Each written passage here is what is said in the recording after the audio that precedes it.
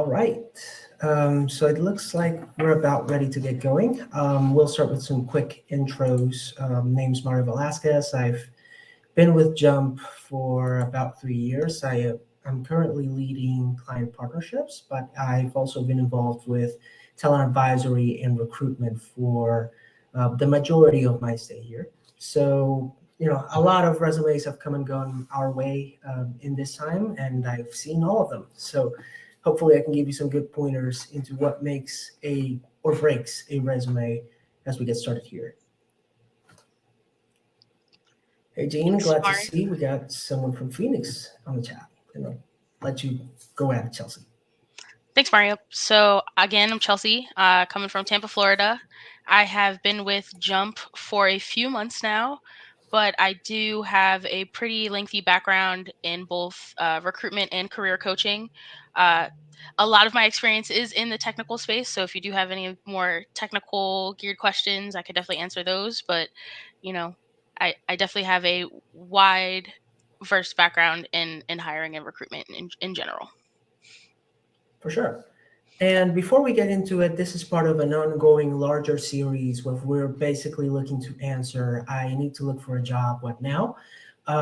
We have made some other content around how to make a turn in your career journey, how to set up your goals, how to have a discussion about a career transition, and just figuring out exactly how to go through that. So you'll be able to find all of that in our site.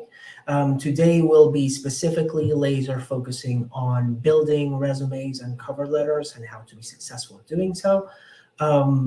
So that's going to be mostly what we're going to be focusing today on how to put your resume together, how to speak to your prospective employers with a cover letter, and how to make those successful. So, Chelsea, could you give us a quick intro into what makes a resume stand out to you? Yeah, so I definitely always like to start with resumes because I find that while you can always get a job with a resume, you can't always get a job with just a cover letter. So when thinking about your resume, you want to present yourself in the best light as possible in what would consider the shortest amount of time. Recruiters don't necessarily spend a lot of time looking at resumes, so you want to make sure that you stand out with all of your skills top and present and center when you're kind of figuring out that layout. Uh, On the Yeah, those are great points, and I definitely agree with that. That the resume is key. Building a good cover letter will help you in some occasions, but the core of it is going to be, how to build a resume that actually sticks. And on the subject of that, you touched on an interesting point around the layout of a resume and what makes a good resume successful. So, on that subject, let's talk a little more about what really is the structure that you're looking for in a resume. So, what does that look like for you, Chelsea? Yeah, so depending on your level of experience professionally, you kind of want to decide if you want to put your best foot forward with your professional experience first or your educational experience, depending on which has stronger footing in your background. So, say you're trying to transition into a new career and you don't have any professional experience in that field yet, highlighting certificates, education, uh, projects that you've done on your own first on your resume could definitely be something that kind of gives you a leg up, being that you may not have actual professional experience in that field. Whereas if you're on the flip side and you do have that professional experience, definitely showcase it, and go into detail about what you did and how you provided value at that company. Yeah, and I think that's exactly what I was going to kind of echo on your sentiment is that when you're building a resume, you always want to play to your strengths. And even if those strengths play, and to type that back into what we discussed last week around career changes, to get into Gene's question here on how this ties into career changes, is that, when you're building a resume or a cover letter, this is basically how you're presenting yourself to the company and being able to tell a cohesive story particularly as you're thinking of a career change, can feel rather daunting. So, what we tend to really focus on those particular aspects really goes back to what is transferable between what you're doing now and what you're looking to do. In our prior chat, we did cover a little more on how that goes on with, doing a little bit of research on those roles and figuring out what that exact answer looks like for you and your prospective role. So I would definitely recommend you visit the recording, which I believe for housing, or we should be running a similar session later in February. However, everything that we're going to share today is going to definitely help in positioning yourself as you're doing that. So, to piggyback off that and going back into the structure, I do think that unless you're a fresh graduate, you always want to lead with experience because that's what recruiters are going to care about the most. So, always start with what you're doing now and then and then track backwards into what you started with. Keeping it brief but concise and to the point, and always mentioning exactly what goals you were able to meet, what softwares you were able to handle. The things that a recruiter would be looking for based on the um, roles that you've been able to see or the employers that you've been able to target in the past. So, on the subject of a career change, that's where I would definitely start, just doing some research into what I have that is transferable to the field that I'm trying to break into. Um, Gene, is that helpful?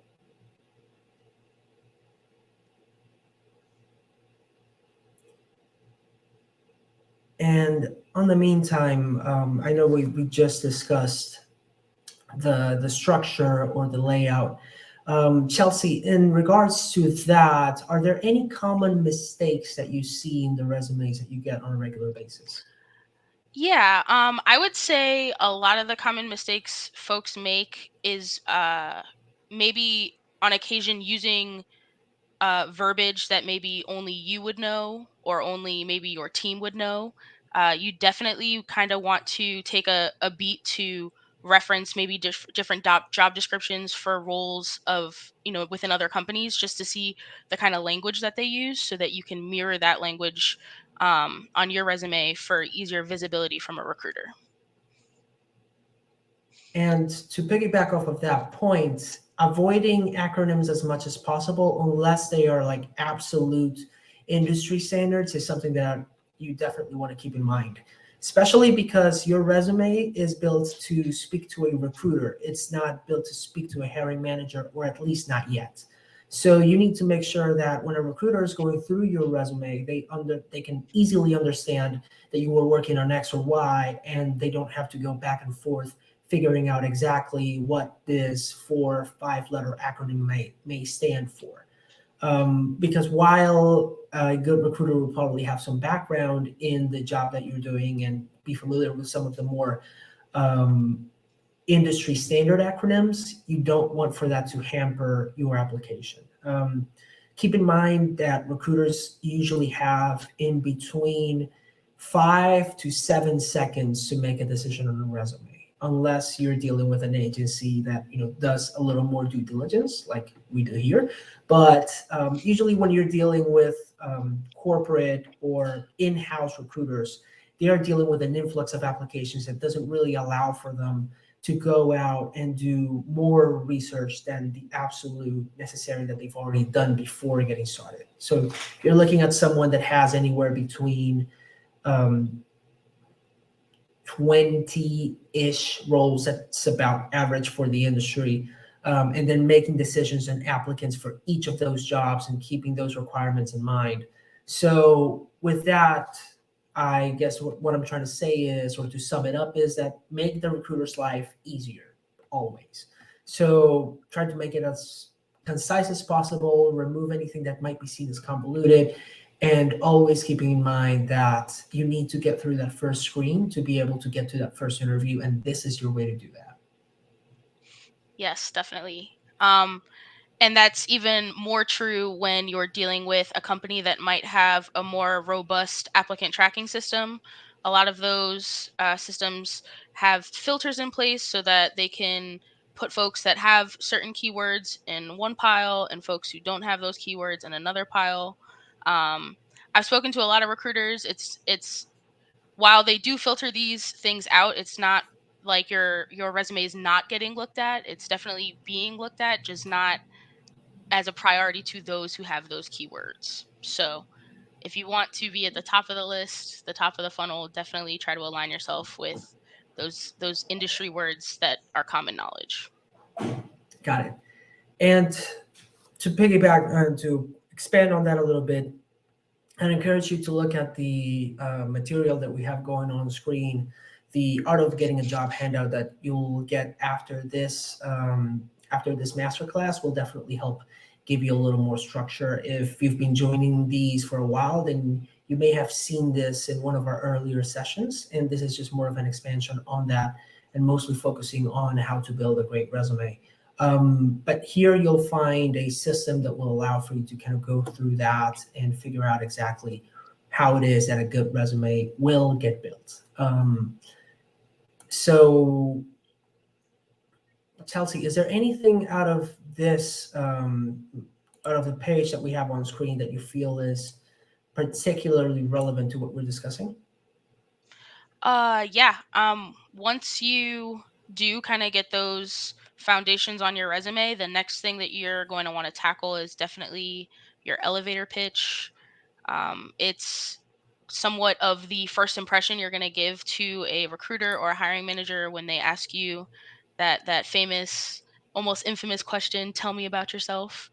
So, if you already come prepared with a little bit about yourself, your background, what you're passionate about. And, it's definitely okay to add a nice little something personal just to showcase your personality. But, you definitely want to make it about what skills you have and how you can provide value. And a lot of great resumes that you'll see are able to tell this cohesive story. You usually want to keep it short, so let's say 4 or 5 sentences at most. Hmm. You don't want for it to turn into a little too convoluted of an explanation because, as we mentioned, recruiters don't have a lot of time to parse through these. So you want to make sure that you hit all of your relevant points in that, which is, in a blurb, what it is that I do, what it is that I've been able to accomplish, and what it is that I'm looking for. Hmm. Don't get too lost in trying to explain yourself and trying to give them a snapshot of who you are personally, because that's what the interviews are for. Focus the resume towards the things that the job needs and that the industry is looking for. On that subject, Chelsea, I think we should speak about the length of an ideal resume. So, what would you say is, in terms of amount of information, the right amount? So I know there's somewhat of a stigma about keeping resumes to one page.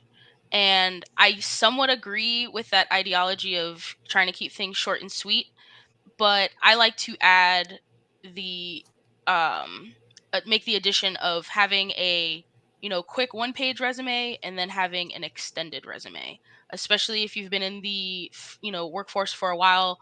You have a lot of experience and you want to be able to speak to your experience and not you know um dilute it down to just 2 bullet points per job. So definitely have something that's short, sweet, to the point.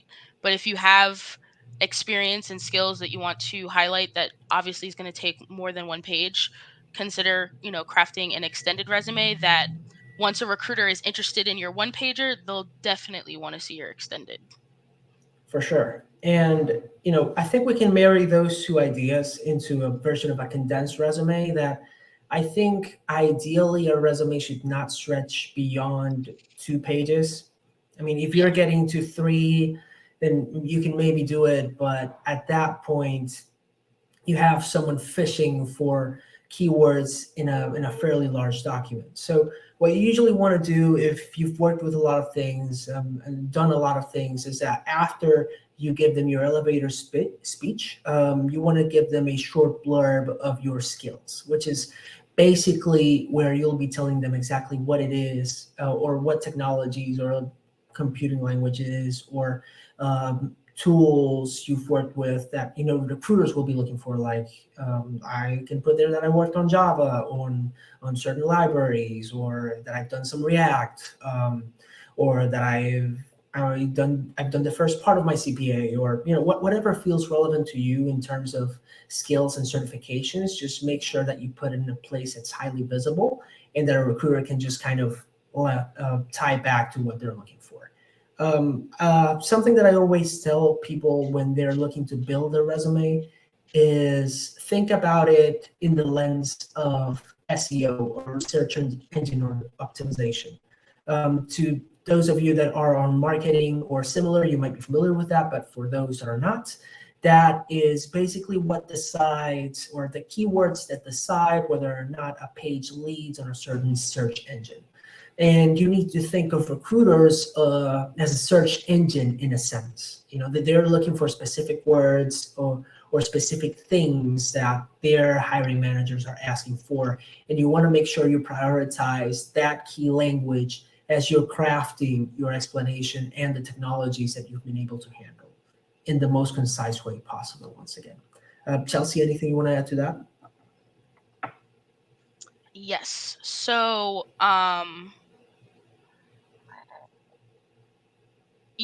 sorry, I lost my train of thought because I coughed. Essentially, you want to make sure that you're just putting all of the most important and uh the strongest information, like, first and foremost, and you want it to be easily recognizable. So that's really just the name of the game. If you're a recruiter, for example, and you're trying to find a recruitment job, calling yourself a unicorn finder isn't something that every recruiter is going to look for when they're looking to hire another recruiter. So you just have to be careful with, how you market yourself so that you can be found, in a timely manner. Yeah, and in the subject of getting into language and understanding how you're crafting a resume, what would you say are the core things that someone that's building a resume should be looking out for, Chelsea? Say that one more time. I apologize. No, no problem. I wanted to get into the subject of language, on how you craft the actual writing of a resume in a way to make it appealing. And on the subject of, which buzzwords to kind of touch on or to avoid, or even if you want to touch them at all, that type of thing. Yeah, so I've definitely seen my fair share of resumes that kind of have buzzwords, almost too much strewn throughout, to the point where you can't see exactly what they've done. You just know they've done something with, X buzzword. So you want to find a healthy balance between using those recognizable words, but also showcasing what skill you have. So, you don't want to say I do the Java. You want to explain how you use Java, and how uh, you've created a system, a process, what have you, while using that language. Yeah, and I think it goes back to that point about SEO, is that while you want to explain what you're doing in terms that are reasonable and searchable, you also want to stay away from explanations that are too convoluted or that are too short. Remember what you need to answer, or what the recruiter is looking to answer is, while you were doing this job, did you do something that correlates to what I'm looking for at this particular point in time? And Mhm. being able to answer that question in the quickest and simplest of terms should always be your goal. Definitely. And then to answer Gladys's question about work gaps, that's a very great question. Um, I would say if your experience has a gap of 6 months or more, it's definitely worth maybe putting a little context to why there is the gap. A lot of employers are definitely cognizant of, where we are in the times. We just are now getting out of a global world pandemic, so they're aware that, life happened. So if it was around that time, definitely, mention, COVID-19 or what have you. But if it was something outside of those um, issues that happened on a mass scale, just be honest. Don't be um too forthcoming with the information on your resume. Definitely save that for an interview, but bringing awareness to it shows that you're not hiding it and you're not ashamed of it, because it's nothing to be ashamed of. Work gaps happen to everyone. And just to piggyback off of that point and to expand on it a little bit, on the subject of what to share and not to share. Um, while you want to be transparent and honest, I will say that as far as building a resume, you don't want to get too deep into the weeds. And remember that if you just want to say, I had to take some time off for personal reasons, or I had to become a primary caretaker for a family member, then keep it at that. Don't try to over explain yourself, I think is what I would say on that, because I've seen a lot of resumes that do a lot of explaining rather than letting the interviewer or whoever is looking at your resume actually ask the questions. And you don't want to put all that information in there just in case that it comes off as off-putting, or as something that people want to stay away from. Not to say that you shouldn't disclose things that need to be disclosed, or that you should hide the fact that you were taking a break for X or Y reason. It's just that, in the same theme of everything, we always want to keep information as concise as possible. And oversharing is something that we see hinder resumes more than helping resumes in the long run. Yes, I totally agree. And when it comes to uh stay-at-home moms, I've definitely seen resumes with, just a simple homemaker and from this time to this time, and a lot of people definitely understand what that is. And if they ask like, oh, so what were you doing between this year and this year, just, I had kids and now I'm ready to get back out there. That's all you need to say.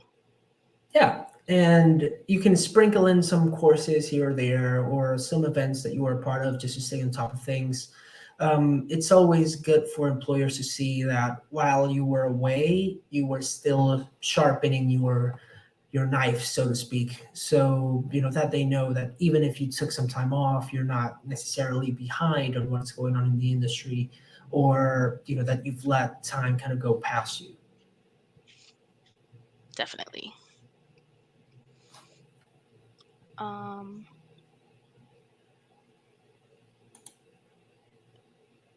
where are we in the checklist?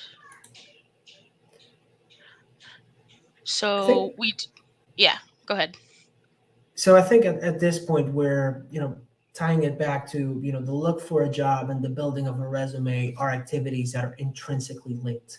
So what we mean by that is you need to know what jobs you're going to look for before you build the actual resume, because that will help you figure out and outline exactly what it is that you want to outline in your resume, and to make sure that you're enhancing your visibility to the employers that you want to see you.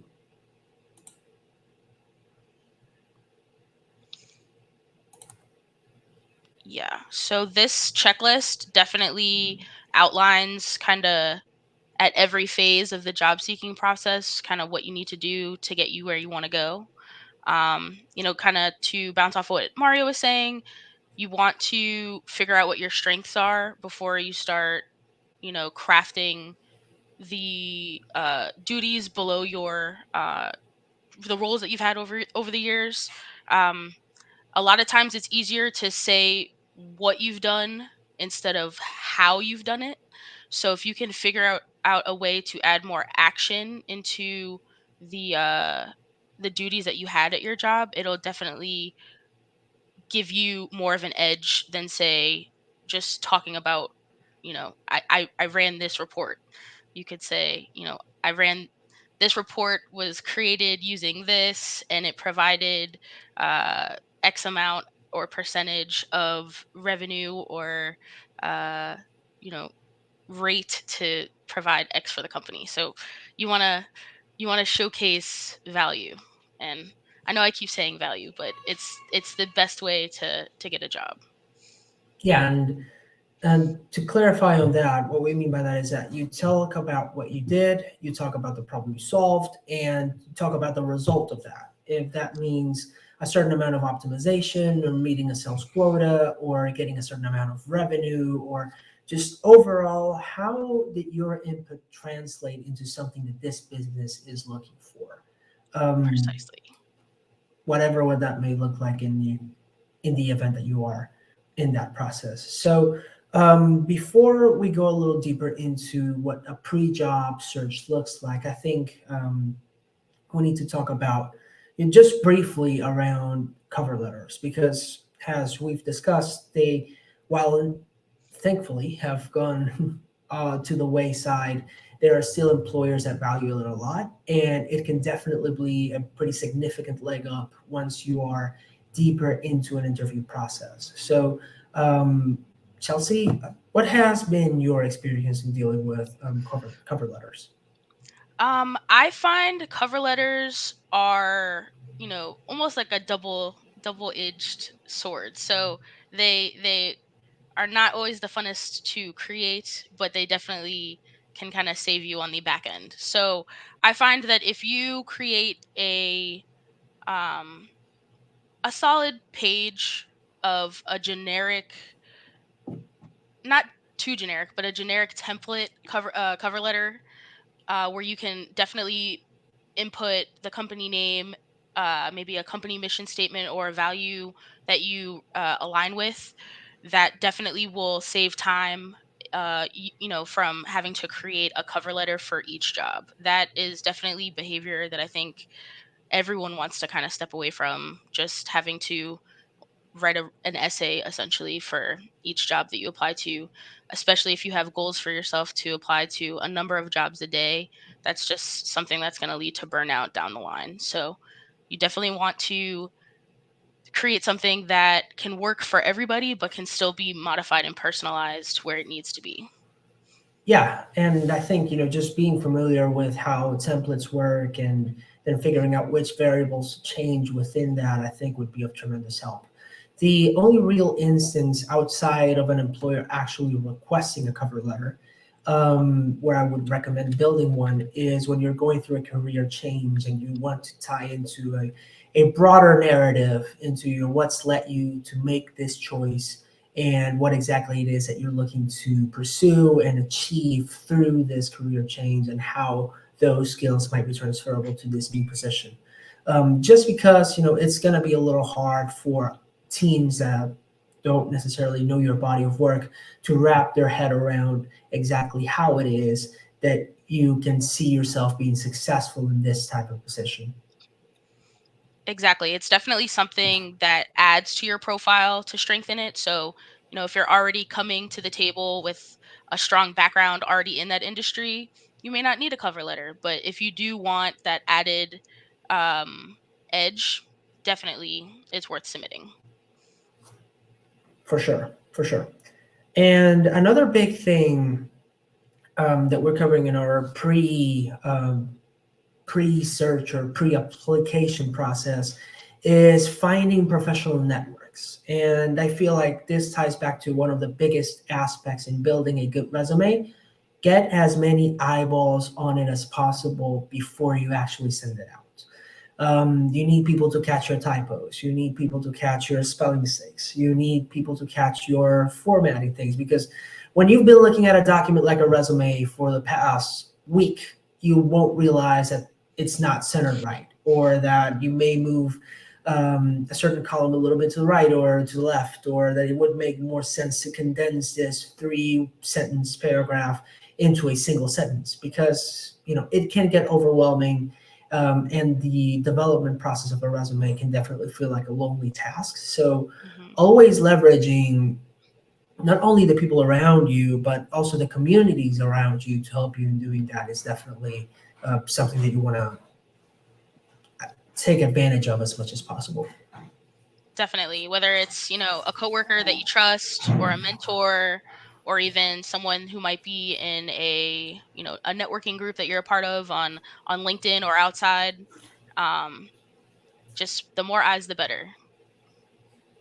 Yeah, yeah, for sure. And that insight and getting into specifically professional networking groups is going to give you um, more knowledge into how exactly this industry describes X or Y. If if you're trying to break into a certain field, or if you're trying to transition into a different part of a certain field, having people that have already been in those positions be able to assist you is definitely helpful. And you'll be surprised on how helpful a community can be on the internet. I mean, we've seen it definitely in our Discord talent community, where folks just kind of pull in together and help others kind of understand what it takes to do X or Y. So we've seen the dividends of that, and it's something that we definitely encourage others to pursue within our community and within others as well.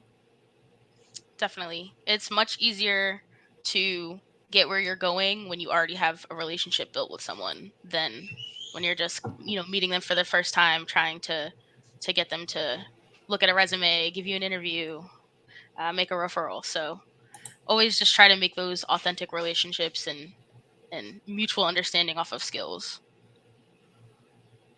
Awesome. Let's see. And another thing that I wanted to bring up is, and this might be especially significant to those of you that are not naturally born U.S. citizens, or that immigrated or migrated into the U.S. and sometime in the near future and in the near past.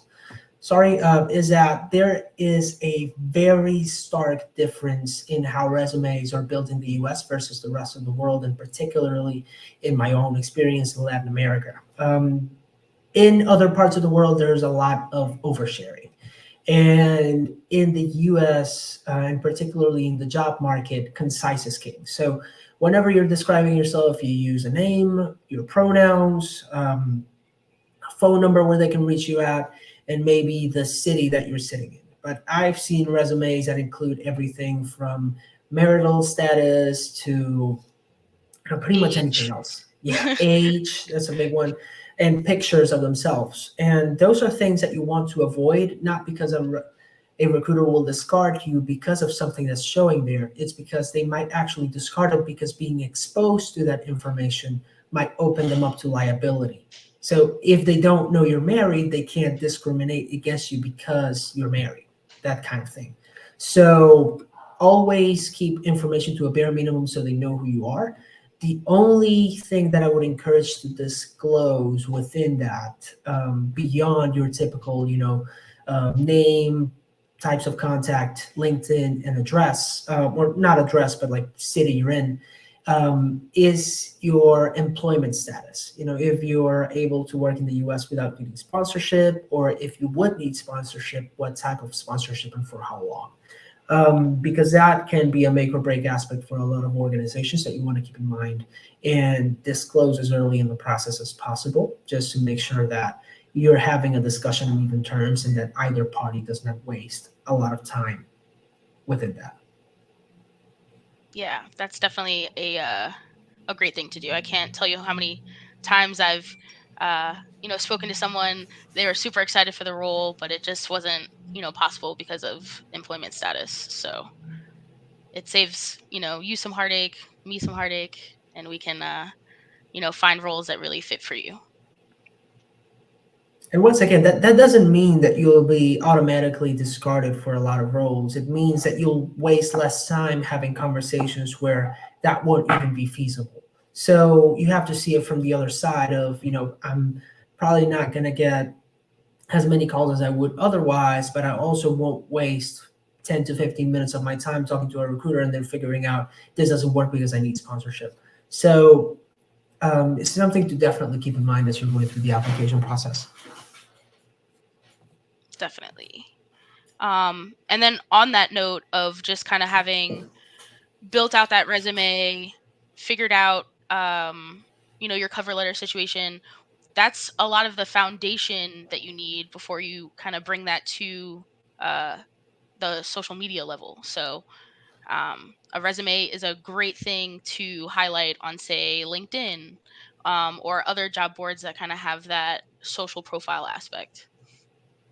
I would say, however, if you're going to post a resume out to the world, keep or upload a version that doesn't include your contact information, or if it does, use a digital phone or an email that's only dedicated to receiving jobs, because those get filled up with spam pretty quickly, and someone can take your information and just blast you to death with spam. So just be mindful of how you're using those communication channels, and what happens when you put that type of personal information out in the web for anyone to find.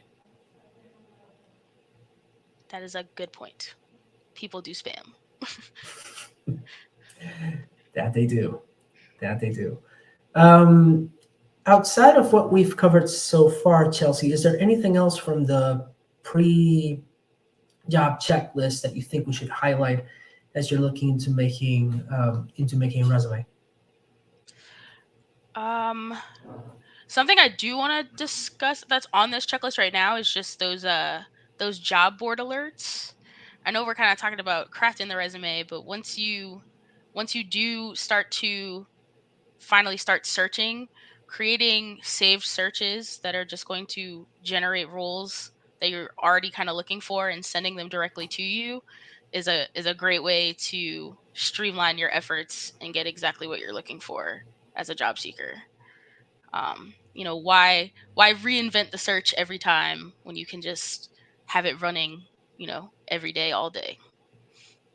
Yeah, definitely. Leverage as many of those resources as you can. Get to know how Google Alerts works. If the particular company lets you sign up to get alerts on particular jobs, definitely go for that.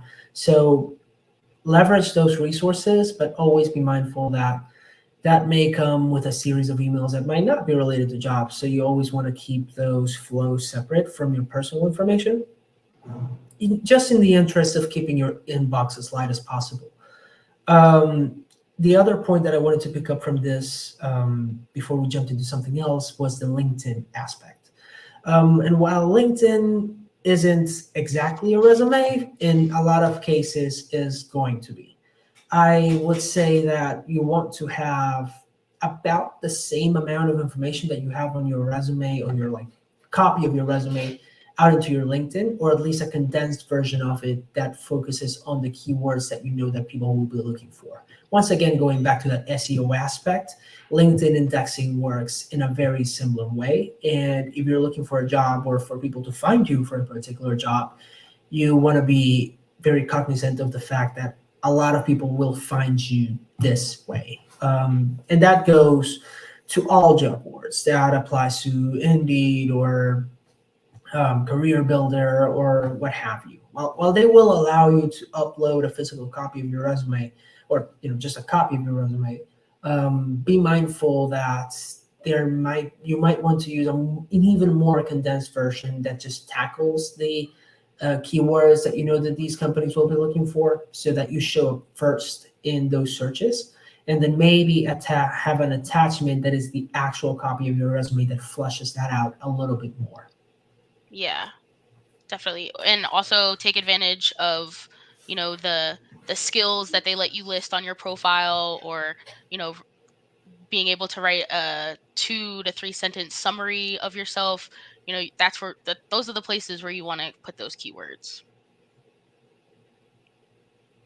For sure, for sure. And once again, when you're talking about keywords, you want to put it in a place where it's not really meant to grab the reader's attention. It's meant to grab the search engine's attention.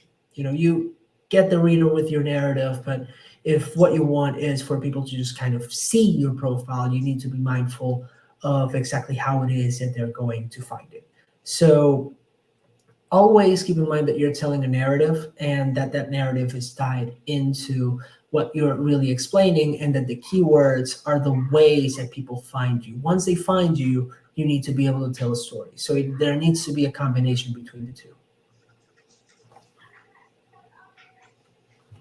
Perfect.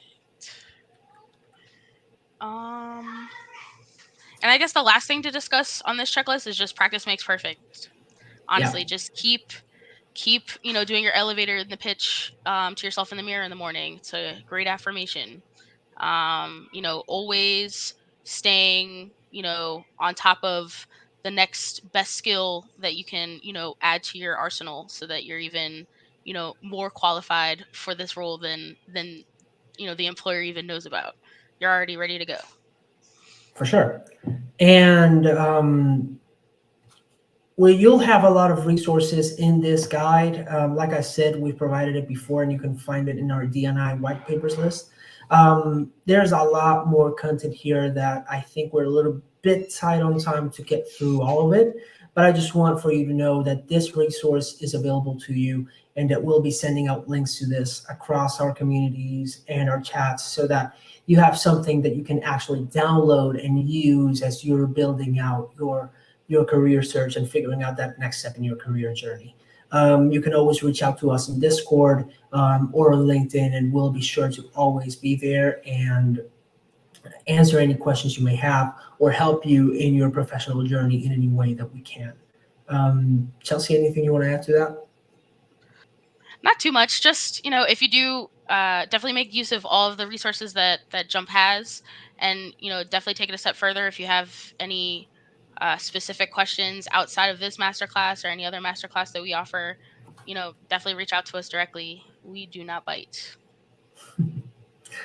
And the last thing is that this is, as I mentioned in the beginning, part of an ongoing series. We'll be continuing to do um, these types of master classes, as well as our CEO handling um, some of the some of our sessions of career coaching that are happening regularly on Wednesdays. So if you want to hop in on that, or understanding a little more on how you can craft that, make sure that you can get to that. You'll see some links start to pop up in our chat. And our next class is going to be around understanding the interview process. So we're going to peel the curtain back a little bit and give you a little more insight into what that looks like from the inside, and how do recruiters actually do their work, so that you understand exactly what it is that they're going through, how it is that they're looking at resumes, and just overall what you should expect from an interview process, what is reasonable, what is unreasonable, and overall giving you a better insight into what it is, because it feels like a very black boxy kind of industry, and we want to take the stigma out of that as well.